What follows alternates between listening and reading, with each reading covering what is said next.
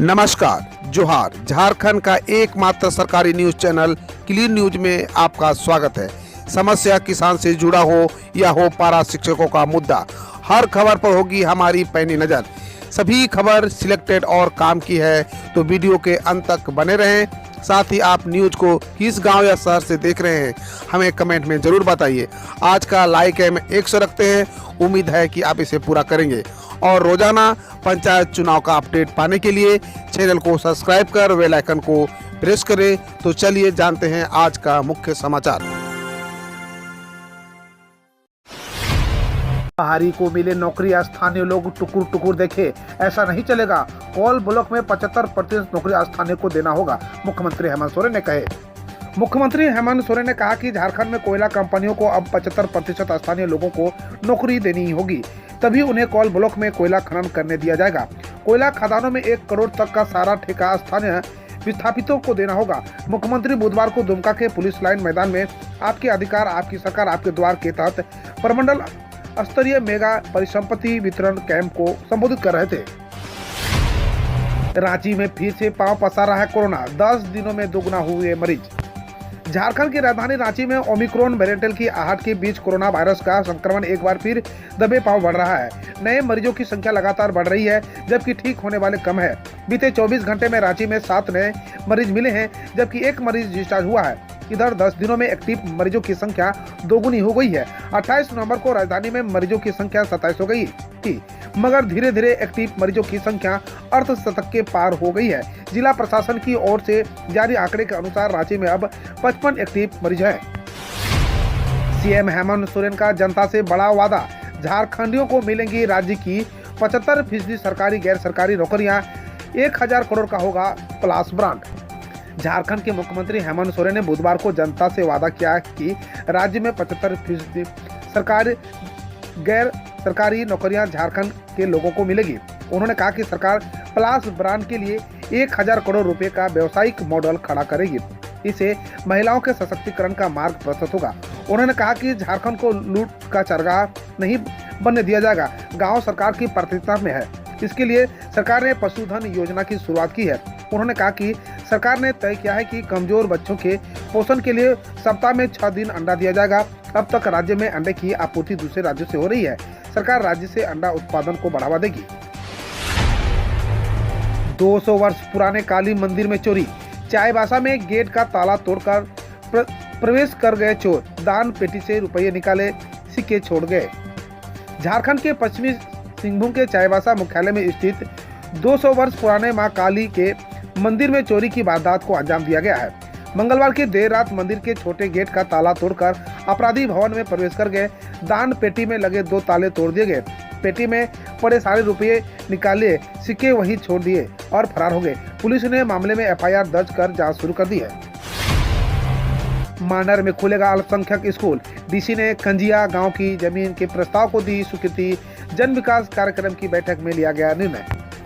एक तरफ जहां रांची के चान्हो में एकलव्य विद्यालय के निर्माण पर हंगामा जारी है, तो दूसरी तरफ अब जिला प्रशासन अल्पसंख्यक स्कूल खोलने की तैयारी में जुट गया है। रांची के मांडर में अल्पसंख्यक स्कूल खोलने का निर्णय लिया गया है। बुधवार को आयोजित प्रधानमंत्री जन विकास कार्यक्रम में इस पर डीसी छवि रंजन ने अपनी सहमति दे दी है। झारखंड में मैत्री मैच पर विवाद, बीजेपी के प्रदेश प्रवक्ता ने कहा यह पूरी तरह लूट का मामला, इसकी उच्च स्तरीय जांच होनी चाहिए।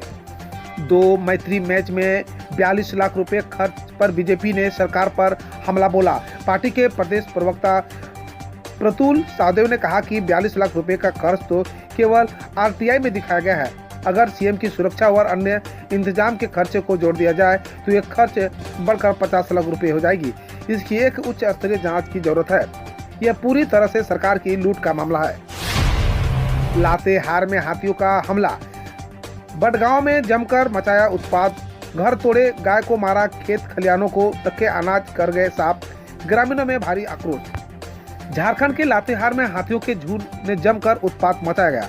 तासू पंचायत के बड़गांव गांव में मंगलवार की देर रात घुसे जंगली हाथी ने घर तोड़ दिए, गाय को पटक कर मार डाला, खेत खलिहानों में रखे अनाज खा गए। घटना से ग्रामीणों में भारी आक्रोश है।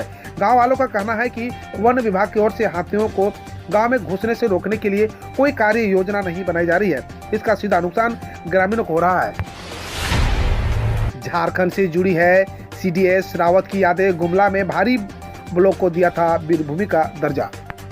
सीडीएस बिपिन रावत की यादें झारखंड से भी जुड़ी है। पत्नी मधुलिका रावत के साथ 4 जनवरी 2019 को गुमला जिला के चैनपुर प्रखंड आए थे। उस समय उन्होंने वर्ष 1971 के युद्ध के हीरो परमवीर चक्र विजेता शहीद अल्बर्ट एक्का की पैतृक प्रखंड जारी को भी वीरभूमि का दर्जा दिए थे। बुधवार को अचानक के कुनूर में हुए हेलीकॉप्टर हादसे के बाद गुमला के लोग जनरल बिपिन रावत और उनकी पत्नी मधुलिका रावत को याद कर रहे हैं। खतरनाक घटनाओं को अंजाम देने की कर रहे थे प्लानिंग, पुलिस ने बिगाड़ा खेल, 3 लोग हुए गिरफ्तार। सतगावा पुलिस ने आपराधिक घटना को अंजाम देने की योजना बना रहे 3 अपराधियों को हथियार के साथ गिरफ्तार किया है।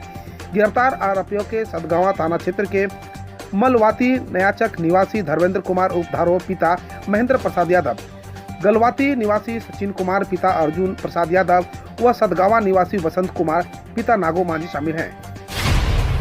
6 गांव में मुखिया के फर्जी हस्ताक्षर से बिना काम के विद्युतीकरण का प्रमाण पत्र जारी, मुखिया ने दर्ज कराई एफआईआर।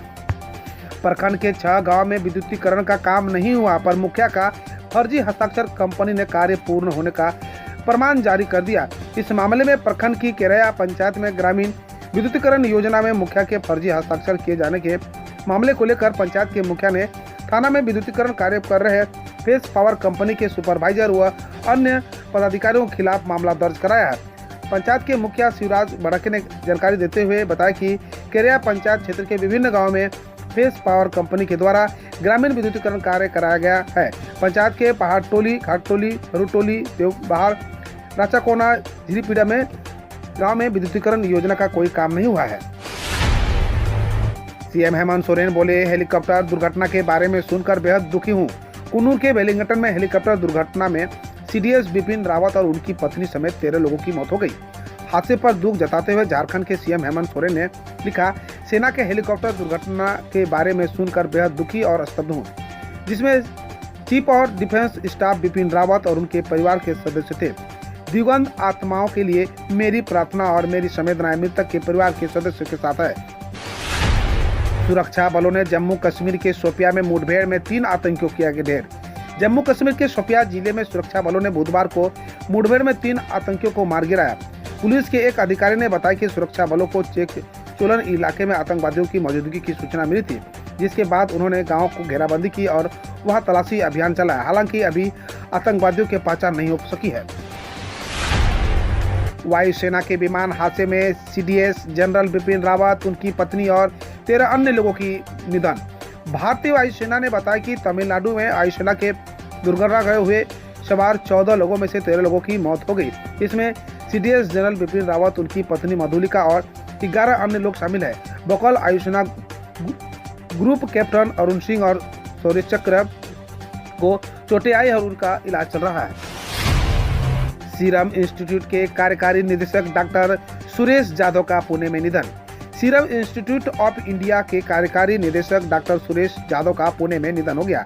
वह 1979 से SIK से जुड़े थे और कोविड-19 की वैक्सीन कोविशील्ड के उत्पादन में भी उनकी अहम भूमिका रही। बायोकॉन की चेयरपर्सन किरण मजुमदार शॉ ने ट्वीट किया, बायोटेक जगत ने ऐसे दिग्गज को खोया है जिसे इसकी जगह कोई और नहीं ले सकता। सीडीएस रावत को ले जा रहे हेलीकॉप्टर के क्रैश होने को लेकर कल संसद में बयान देंगे राजनाथ। रिपोर्ट्स के अनुसार chief of defence staff general Bipin Rawat को ले जा रहे हेलीकॉप्टर के दुर्घटनाग्रस्त होने को लेकर रक्षा मंत्री राजनाथ सिंह आज संसद में बयान देंगे। संभावना है कि आज सुबह 11 बजे संसद को संबोधित करेंगे। रक्षा मंत्री राजनाथ सिंह आज दिल्ली में मेजर जनरल रावत के आवास पर गए थे। ब्राजील को पछाड़कर अरब देशों के नंबर 1 खाद्य आपूर्तिकर्ता बना भारत। अरब ब्राजील चैम्बर ऑफ कॉमर्स द्वारा राइटर्स को उपलब्ध कराए गए आंकड़ों के अनुसार भारत 15 साल बाद ब्राजील को पछाड़कर अरब देशों को खाद्य आपूर्ति करने के मामले में पहले नंबर पर पहुंच गया है। पिछले साल 22 सदस्यों वाले अरब लीग द्वारा आयात किए गए कुल कृषि उत्पादों में ब्राजील की हिस्सेदारी 8.15%, जबकि भारत की हिस्सेदारी 8.25% थी। केजरीवाल ने पंजाब में अनुसूचित जाति के लोगों से किए मुफ्त शिक्षा समेत 5 वादे। दिल्ली के मुख्यमंत्री अरविंद केजरीवाल ने पंजाब विधानसभा चुनाव से पहले मंगलवार को राज्य में अनुसूचित जाति के लोगों से 5 वादे किए। केजरीवाल ने कहा, हम मुफ्त मेडिकल सेवाएं, बच्चों को मुफ्त शिक्षा एवं IAS मेडिकल, IIT के लिए मुफ्त कोचिंग, कॉलेज के छात्रों के लिए मुफ्त विदेशी शिक्षा और 18 साल से ऊपर की महिलाओं को 1,000 रुपया प्रतिमाह देंगे। ओमिक्रॉन की दस्तक के बीच इस जिले ने जारी की गाइडलाइन, दुकानों पर मास्क जरूरी, 3 दिन पहले देनी होगी शादी की जानकारी। ओमिक्रॉन की दस्तक के बीच कोरोना संक्रमण की स्थिति को नियंत्रण करने के लिए बक्सर जिला प्रशासन की ओर से कई प्रतिबंध लागू किए गए हैं। इसके संक्रमण पर रोक लगाने में सहायता मिलेगी और लोगों को जागरूकता लाएगी। लागू प्रतिबंधों को शिथिल करने की प्रक्रिया जारी रखते हुए 1 दिसंबर से 15 दिसंबर तक के लिए निर्देश दिए गए हैं। इस आदेश के तहत सभी दुकानें और प्रतिष्ठान सामान्य रूप से खुल सकेंगे, परंतु उनका संचालन शर्तों के साथ किया जाएगा। 15 दिसंबर से शुरू होगा उत्तर प्रदेश विधानसभा का शीतकालीन सत्र। यूपी विधानसभा का शीतकालीन सत्र आगामी 15 दिसंबर से आहूत किया गया है। विधानसभा की सचिवालय की ओर से बुधवार को जारी आदेश के अनुसार यूपी की राज्यपाल आनंदीबेन पटेल द्वारा 17वीं विधानसभा के चौथे वर्ष 2021 का चौथा सत्र 15 दिसंबर के दिन 11 बजे से आहूत किया जाएगा। समझा जाता है कि आगामी विधानसभा चुनाव से पहले 17वीं विधानसभा का यह अंतिम सत्र हो सकता है।